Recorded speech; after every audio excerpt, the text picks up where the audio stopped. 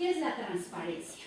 Y entonces aquí, ya lo leyeron, pero quisiera que me dijeran qué entienden por transparencia, porque es bien bonito hacer el discurso desde este lado, ¿no? Como función pública, como directora de capacitación, el discurso.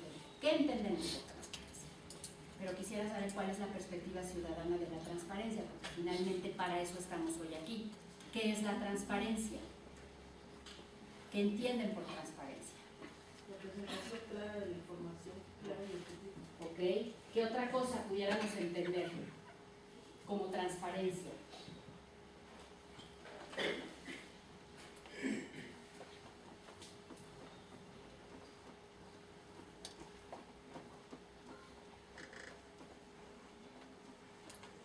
Miren, está ahí, es como el icono, ¿no? Es la bandera latina. Pero finalmente no tendríamos que ver con lupa, ¿no? Tendríamos que poder ver de forma clara. Y entonces la transparencia es una política pública de gobierno que tiene que ver con rendir información sobre nuestro quehacer y de todo lo que hacemos. Todos los sujetos obligados tenemos un decreto de creación, una ley reglamentaria, una ley que nos regula, ¿no? Aquí en el caso de la universidad tienen un decreto de creación, ¿cierto? ¿Dónde hay alguna autoridad de la universidad? No hay nadie de la universidad. Tienen un decreto de creación y deben de tener un reglamento interno. Esa es su base fundamental. Para el caso de autoridades, tienen de los ayuntamientos, pues tienen la ley orgánica municipal y tienen su reglamento interior, etc.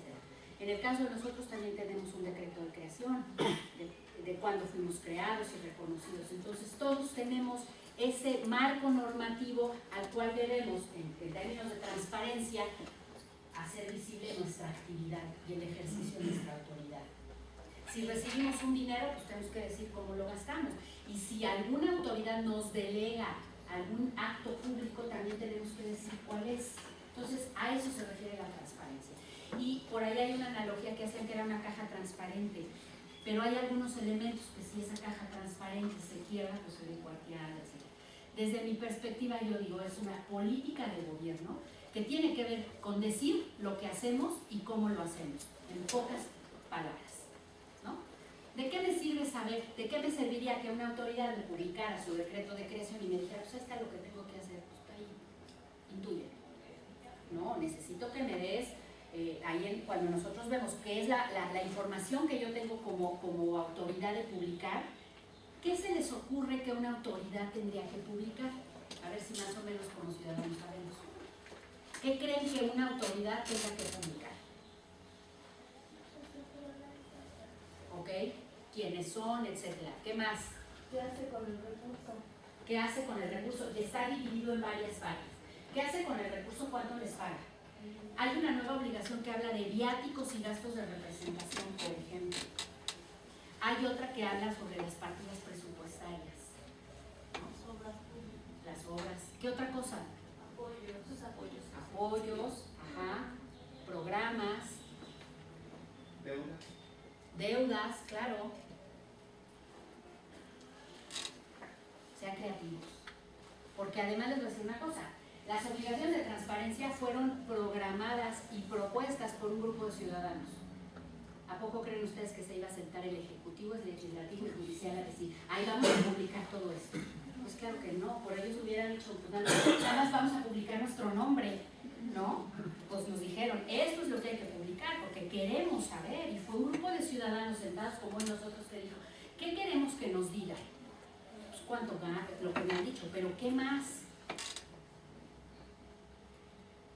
Los ingresos. ¿Ok? ¿Cuáles son sus bienes antes de entrar? Tenemos ahora hay una obligación de transparencia, tenemos que publicar, tenemos que hacer la versión pública de las declaraciones patrimoniales de los servidores públicos, de cierto nivel para arriba. Antes no era una obligación. Ahora, no tenemos como ciudadanos acceso a toda la información patrimonial. ¿Por qué? Porque ¿cuál es el objetivo de una declaración patrimonial? ¿Cuánto es el cliente? El control patrimonial. Es solamente susceptible de abrirse a una declaración patrimonial cuando hay un procedimiento donde tenga que verificarse. Tú dijiste al principio que no tenías casa y te hemos visto salir de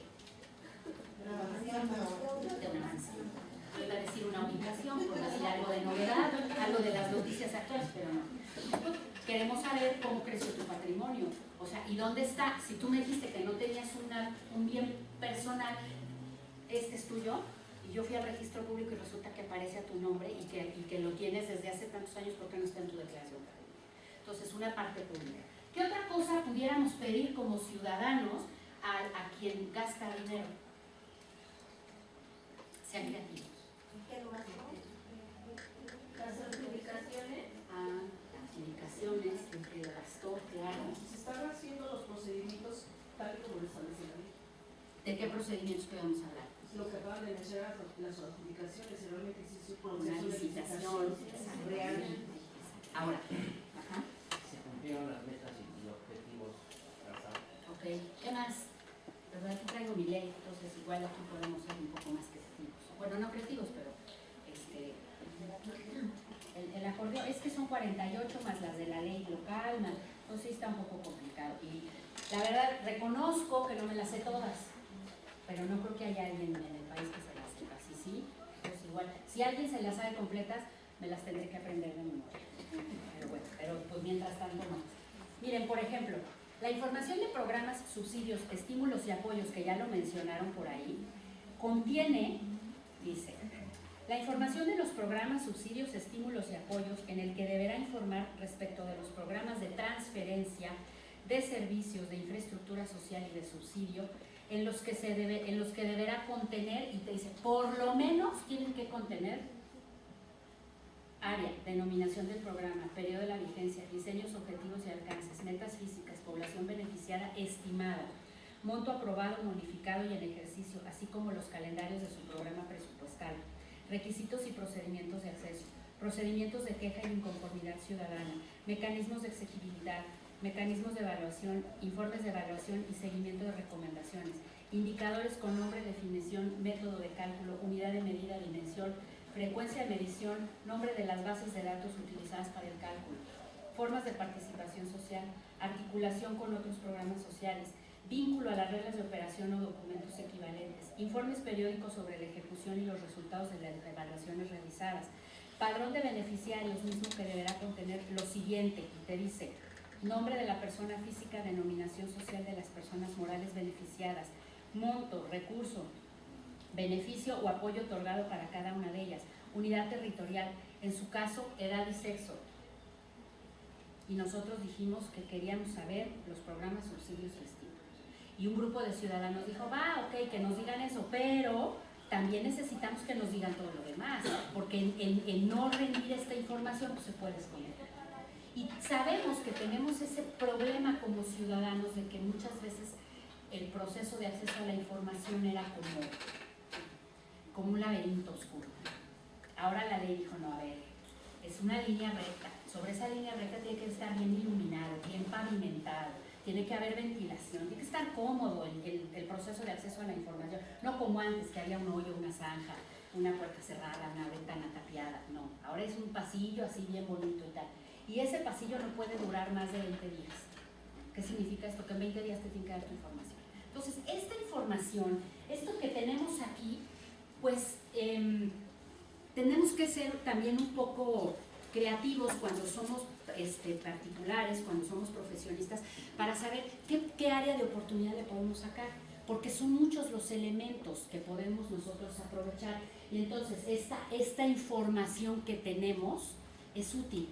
Pero no solamente esta información, porque esto es la obligación de transparencia. Hay un artículo de la ley que dice, si se refiere, el artículo 19 en específico de la ley general, si se refiere a funciones, facultades y competencias de los sujetos obligados, la información tiene que existir. Y entonces, en el área de capacitación, si nosotros nos vamos al reglamento interior y vemos todo lo que la dirección de capacitación tiene que hacer, solamente 4 obligaciones de transparencia. Y yo tengo 11 fracciones en donde es el quehacer de la dirección de capacitación. Y 4 de esas 11 son las que yo tengo que publicar. El resto de la información tendría yo que tener la lista por si cualquiera de ustedes llega y me pregunta, oye, quiero la información sobre esta facultad que tú tienes. Entonces, no es solamente sí es unas son las obligaciones de transparencia, pero las otras es todo lo que hago, que cualquiera de ustedes puede entrar y preguntar, y yo debería de entregarles la información y decirle, aquí está lo que me está solicitando.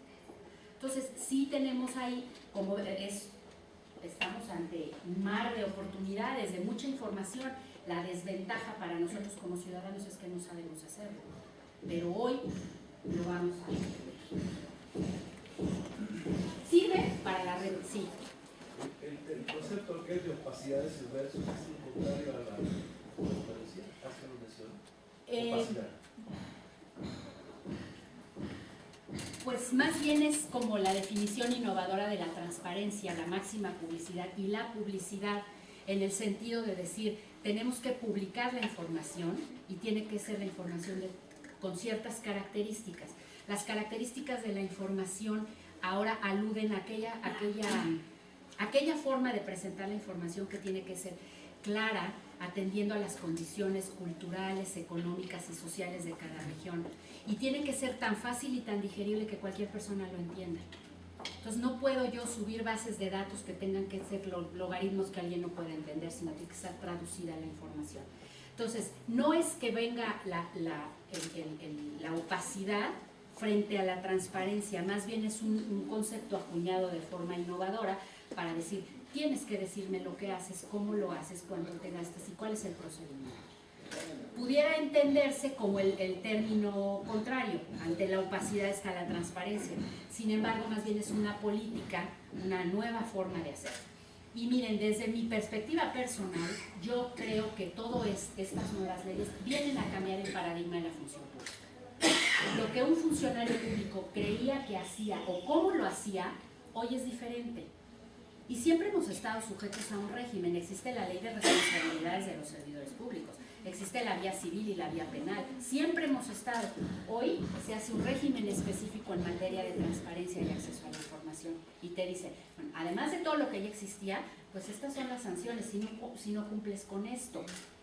Y el año pasado platicábamos del Sistema Nacional Anticorrupción, que va a haber también un sistema y hay una plataforma y se van a implementar algunas acciones de carácter local en los sujetos obligados para cumplir con todo esto. Viene la parte del archivo, viene la ley general. Entonces es como una nueva política que viene a dar como un cambio a la forma de ejercer la función pública. Desde mi perspectiva personal es un cambio al paradigma de la función pública. Yo soy funcionario público y así hacía las cosas. No, esta es una nueva forma. ¿Por qué? Porque hay rendición de cuentas. Está la transparencia informativa, la justificación, aquí está lo que tenemos que hacer y cómo lo tenemos que hacer, y el procedimiento de medidas de apremiación. O sea, no haces esto, te va a pasar esto. Si quieren, al final le damos una leída para que vean ustedes a qué estamos sujetos los servidores públicos. ¿Quién lo garantiza? A nivel nacional es el Instituto Nacional de Transparencia y Acceso a la Información Pública, que tiene como ley la Ley General de Transparencia, es la ley que lo regula, y tiene dos elementos. Por un lado, el derecho de acceso a la información y por el otro lado, la protección de datos personales.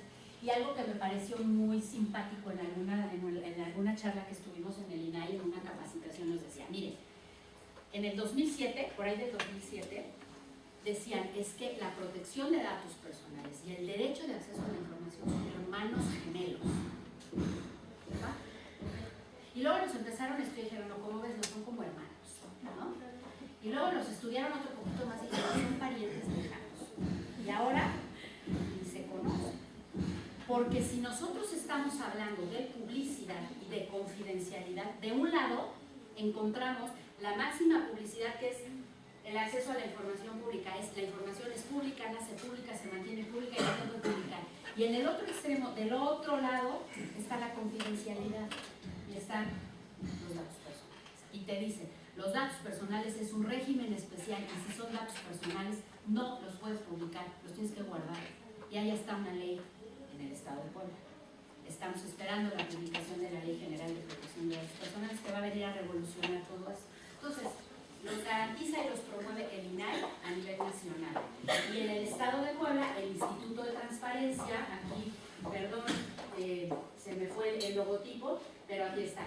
Éramos Comisión para el Acceso a la Información Pública y Protección de Datos Personales hasta el año pasado. El 5 de enero tomaron posesión los nuevos comisionados y cambiamos de comisión a Instituto de Transparencia, Acceso a la Información Pública y Protección de Datos Personales del Estado de Puebla. En el Estado de Puebla somos el órgano garante, también somos sujetos obligados. Tenemos esta doble característica. Garantizamos y promovemos el derecho de acceso a la información. Aquí viene la parte medular. ¿Cuál es la utilidad? Porque pues este rollo que se está echando esta señora pues está como medio aburrido, ¿no? Porque usted nos está diciendo que tenemos derecho a preguntar y que preguntemos, pero ¿cuál es la utilidad? Finalmente venimos a saber cuál es la utilidad, una nueva área de oportunidades. Bueno, en primer lugar sirve como una herramienta para la investigación científica y periodística, porque vamos a acceder a las fuentes primarias. Y ya lo platicábamos hace un momento. O sea, los periodistas se dedican a pedir información. Yo he hecho un par de solicitudes de acceso a la información, se las voy a compartir.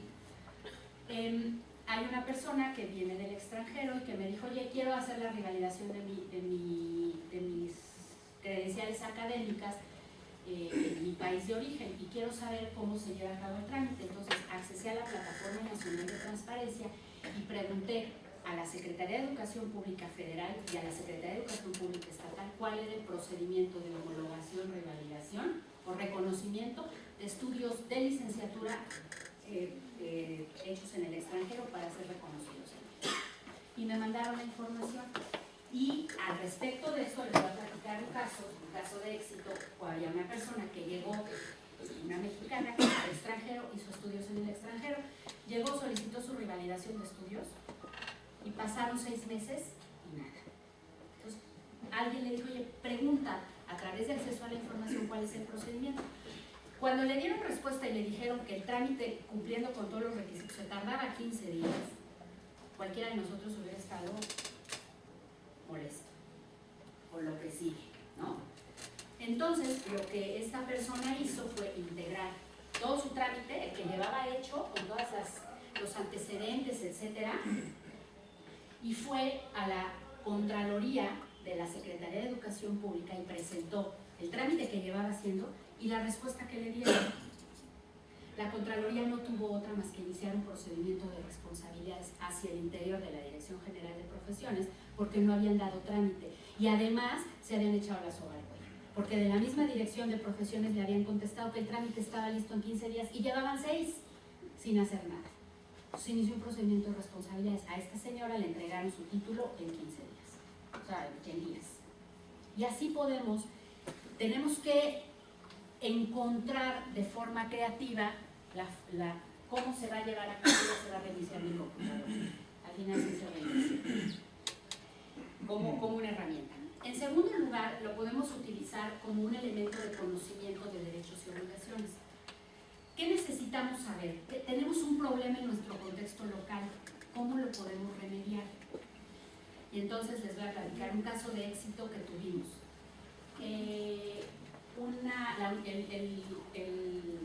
El TEC de Monterrey llevó a cabo un procedimiento que se llamaba de alfabetización digital. Y entonces a los papás de un centro escolar, en un taller de 6 meses, los enseñaron a usar las computadoras, a aprenderlas, a navegar en internet. Y nosotros nos pidieron que cerráramos ese taller con un taller parecido a con esta naturaleza.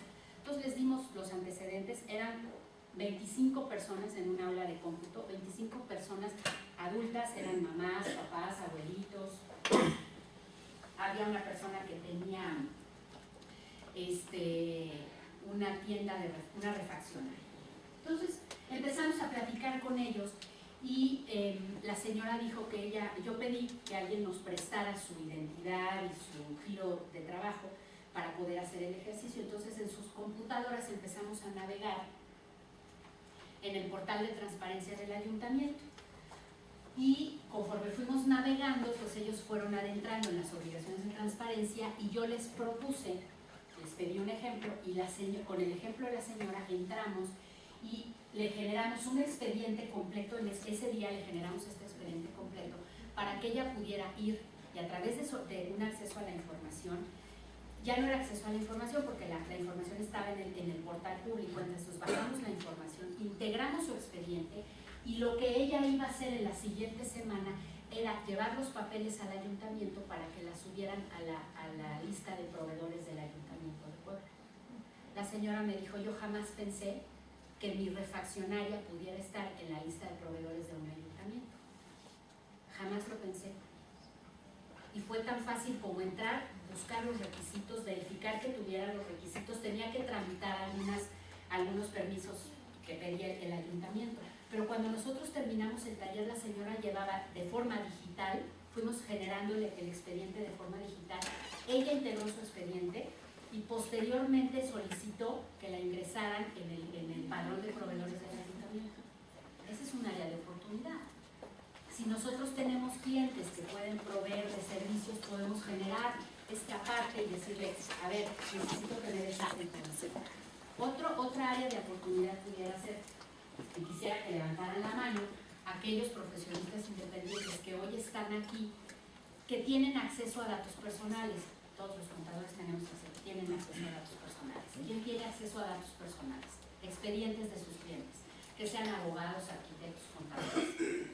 Bueno, ustedes pudieran entrar, revisar la ley, entrar al portal y verificar y decirle a su cliente, porque además tenemos diferentes tipos de clientes. ¿Me pudieran compartir qué tipos de clientes tienen? Arrendamiento, honorario, Refaccionarias, veterinario, médicos. Bueno, decirle, oye, ¿tienes tu aviso de privacidad? ¿No tienes tu aviso de privacidad? ¿Cómo? Mira, te voy a cobrar 1,000 pesos y yo te puedo hacer tu aviso de privacidad para que tú puedas decirle a tus clientes que tienes datos personales y que los tienes resguardados, porque además es una obligación y te puede ser acreedor a una multa. También le podemos decir a nuestros clientes cómo podemos tener acceso a cierta información para allegarnos de mejor información. ¿Qué información sería importante que tuviera, piensen en esa información, cualquiera de sus clientes que pudiera ser de utilidad para el cliente que ustedes tengan, que tenga una autoridad? Por ejemplo, la veterinaria. ¿Qué información pudiera requerir extraordinaria una veterinaria que tuviera alguna autoridad? O cualquiera. publicación de las vacunas, que tiene que registrar, que tiene que solicitar un permiso. Y entonces, muchas veces esas áreas de oportunidad están ahí latentes. Y entonces le puedo decir, mira, yo te puedo tramitar algunos permisos que tú requieras. Entré, consulté la información, eso es algo que pueden hacer ustedes porque no cuesta. Entré al portal y vi, oye, si yo te consigo una certificación, entonces puedes tener acceso a especies exóticas. Gracias. ¿No? O sea, tú solamente puedes atender perros y gatos, con todo respeto, ¿eh? Porque no, a lo mejor digo alguna barbaridad, perdón.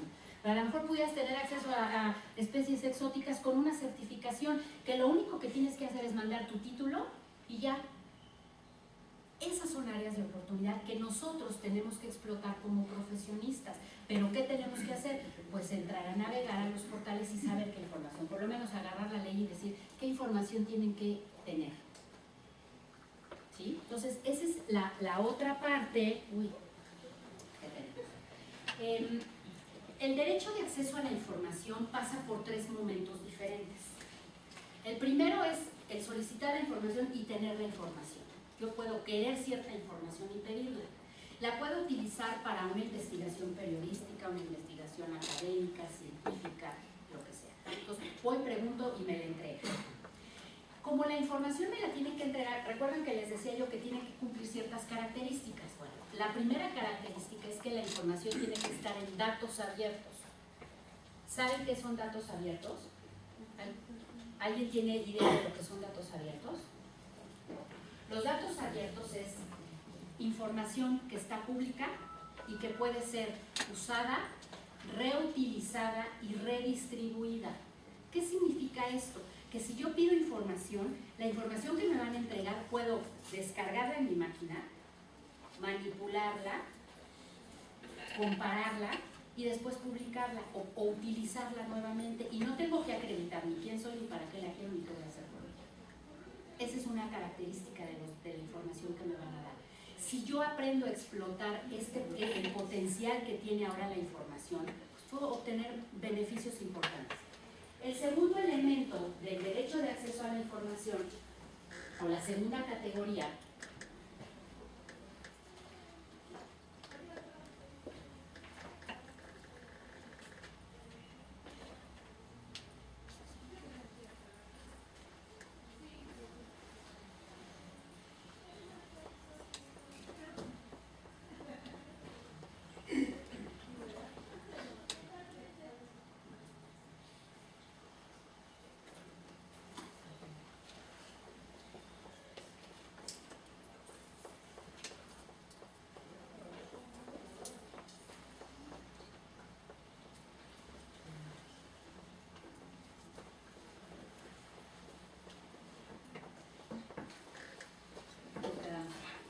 exigir aquí y defender el cumplimiento de otros derechos.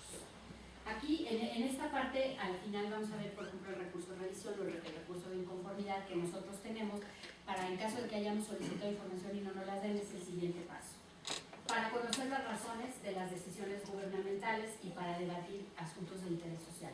Cuando yo daba clases les preguntaba a mis alumnos, ¿alguno de ustedes ha participado en algún debate nacional para la publicación de nuevas leyes, para la propuesta de nuevas leyes? Y se abren los debates a la ciudadanía. Y yo preguntaría en este momento, ¿quién de los que estamos aquí presentes ha participado alguna vez en algún debate con estas características? 1, 2. ¿Cuántas personas somos?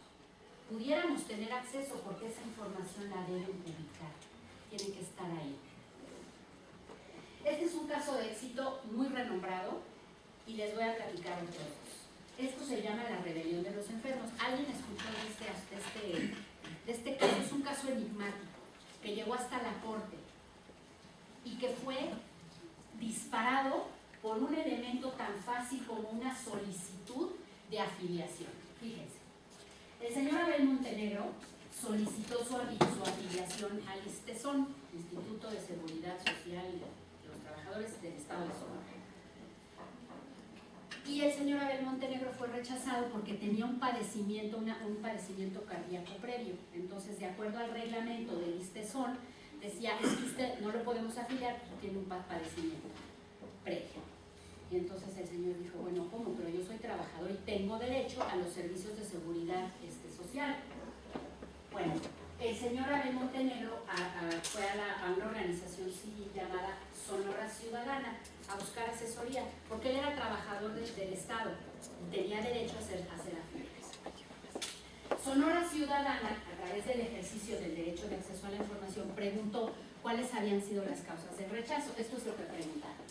El fundamento legal del rechazo, y entonces ahí decían que con fundamento en el reglamento interior del ISTESON, como tenía un padecimiento previo, congénito, con ciertas características, preguntó también cuáles eran los criterios médicos para determinar una mala salud. Documentó este organismo 353 casos que les habían dicho, es que como tú tienes miopía avanzada, pues no. Como tú tienes diabetes, no. Y 353 casos. Y detectó los padecimientos que motivaron. Y entonces, en términos humanos y legales, pues esto no es posible, porque finalmente un instituto con estas características tiene que darle seguridad social a todos. ¿Qué sucedió? Hicieron un movimiento ciudadano de tales magnitudes que se dio a conocer en todo el estado. Y este es el señor Abel Montenegro, y decía, el ISTESON me está matando. Si tú tienes un caso igual, denúncialo. Y entonces Sonora Ciudadana empezó a acumular gente que se empezó a afiliar, y entonces se hizo una campaña mediática a nivel estatal muy grande. ¿Qué procedió después? Sonora Ciudadana solicitó, con todo lo que habían documentado, los casos, la respuesta que les habían dado, etc., solicitó el amparo ante la aplicación del reglamento del Instituto de Seguridad Social de Sonora por considerar una práctica discriminatoria. se ampararon y la Corte, la Suprema Corte, estableció la inconstitucionalidad no solo de ese reglamento,